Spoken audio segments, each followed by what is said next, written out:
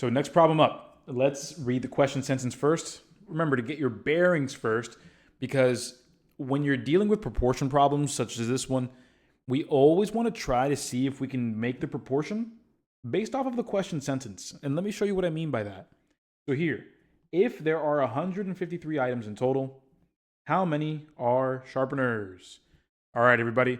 So let's go ahead and answer the very first, most crucial question before we get started. The question is, in this sentence, what are the two things that we are comparing? Don't give me the numbers.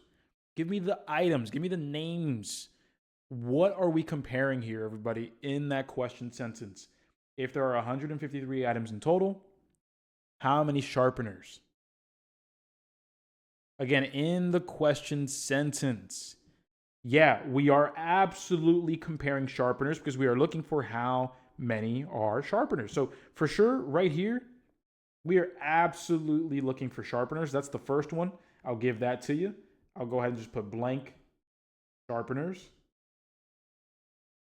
But the question is, what belongs here? I hear some folks saying erasers. It's erasers and sharpeners. But that's actually not correct. Notice how it says there are 153 items in total. We are talking about sharpeners and erasers, but what we are given here as the 153, that is items in total. Before we continue, can we agree on that the two things we're given are the total number of items and the number of sharpeners? Can we agree to that? We are comparing total to sharpeners before we continue. Okay, cool, perfect. So now that we can agree on that, take a look at what or how I'm going to process the information next. Because remember, when it comes to proportion word problems, one of the pieces of advice that I always give is try to make your proportion based off of the question sentence. Total versus sharpeners. Let's see if we have that over here in the first sentence. In a supply order, 3 out of every 17 are erasers. Okay, let's write that down. We have 3 out of 17 are erasers. What this means is, guess what? Let me actually write this as a fraction. 3 out of 17. That means 3 are erasers.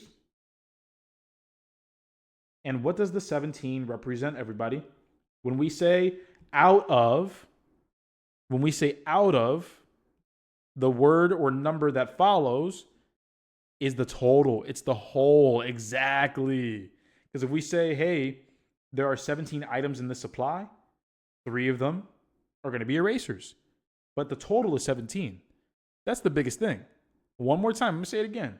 Let's go ahead and say, and I'll draw it out for us in a moment here, just to make things easy. But here, 17 represents total. And so when we take a look at this and we want to compare total to sharpeners, here's the big issue. Everybody, which of these do we have to be able to compare? Which one of these do we have? The total or sharpeners? Yeah, we've got total. We see it right there. 3 out of 17 are erasers. That means 3 is erasers, 17 is total. So I'll write the 17 total right here. So tell me, everybody, if I have 3 erasers, I'll go ahead and just mark these as blue. If I have 3 erasers and there are 17 items total, so I'll do 4, 5, 6, 7, 8, 9, 10, 11, 12, 13, 14, 15, 16, 17. If I have my 17 items and only 3 are erasers, how many have to be sharpeners? How do I find that? Yeah, we subtract. We subtract, everybody. Think about it like this. If we have 3 erasers, blank sharpeners, and we have 17 total, how do we find that missing number? Well, these have to add up to 17. So that's why I subtract. That's exactly why I would subtract in this case. Because 3 plus 14 is 17, or 17 minus 3, that's 14.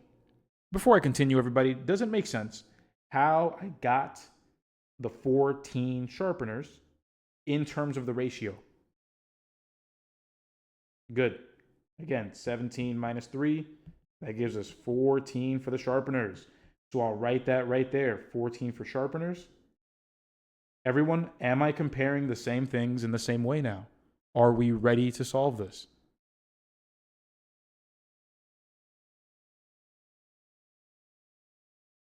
Yeah, we have. The big issue, everybody, if we would have plugged in the 3 right here, if we would have plugged in that 3, that would have been the biggest mistake you could have made, because you would have gotten an answer that's here, but it would have been wrong. Absolutely would have been wrong. So if we compare the same things in the same way, total to sharpeners, now we're in business. We'll go ahead and just put X right there. So we have 153 over X equals 17 over 14. There we are. So when we solve this proportion, we can choose to cross multiply and divide. But I'll be honest with you, I don't really want to try to do 153 times 14. Really don't care to do that. So what I'll do instead is I'll show you a little trick. Everybody, does anybody here know how many times 17 can go into 153? Maybe not off the top of your head. But here's something I want you to try out. I want you to think only about that last number, the 3 and the 7. Everybody, what number do you have to multiply 7 by for you to have a 3 right there in the ones place? Yeah, 9. 7 times 9 is 63. So if there was a 9 being multiplied, that's how I would get that 3 there. Let me confirm. Let me do 17 times 9 to confirm. 7 times 9, 63. Carry the 6. 1 times 9 is 9. Carry the 6 is 15. Ah, look at that. 153 gives me a little bit of hope there. That's exactly what I needed.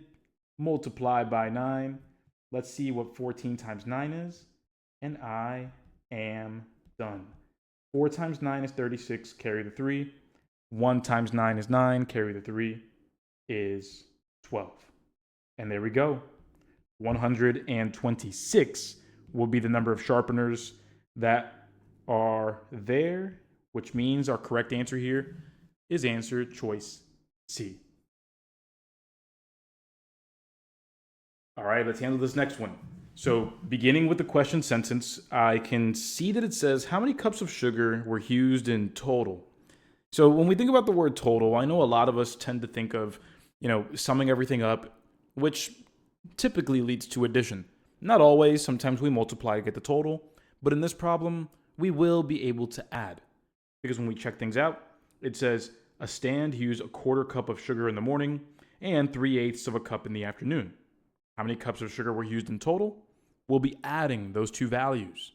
Never mind that they're fractions, because we'll take care of them with their own rules, but we have to know what operations we're being told to use. It just so happens that we're dealing with fractions, 1/4 plus 3/8, but we're good, we're fine. So here we go, 1/4 plus 3/8. When we think about this, we can't add these together yet because, we don't have the same denominator.